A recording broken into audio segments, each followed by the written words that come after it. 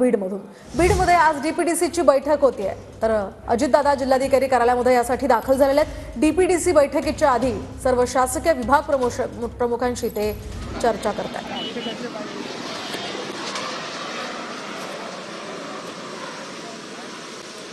तर आपण पाहतो या ठिकाणी प्रकाश सोळंके सुद्धा दाखल झालेले आहेत। डीपीडीसीच्या बैठकीच्या आधी सर्व शासकीय विभाग प्रमुखांशी अजित पवार चर्चा करणार असल्याची माहिती आहे। सकाळीच खरं तर त्यांनी सज्जड दम सुद्धा या सगळ्यांना दिलेला आहे आणि आता प्रकाश सोळंके जे अजित पवार यांच्या राष्ट्रवादीचे आमदार आहेत ते सुद्धा इथे दाखल झालेले आहेत। थोड्याच वेळात या बैठकीला सुद्धा सुरुवात होणार आहे।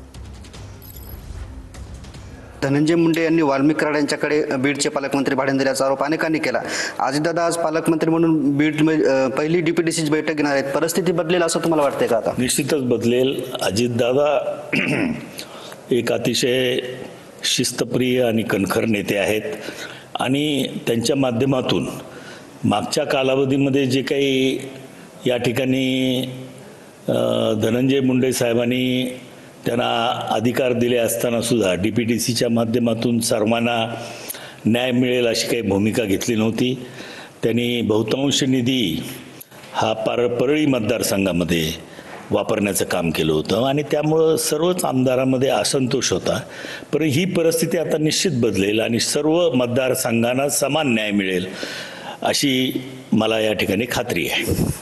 धनंजय मुंडे अजूनही मंत्री आहेत। बीडमधलं निर्णय क्षमता अजूनही त्यांच्याकडे असू शकते का? काय वाटतं तुम्हाला? नाही, त्याच्या बाबतीत तसं काही मानण्याचं कारण नाही, कारण आता पालकमंत्री दादा आहेत।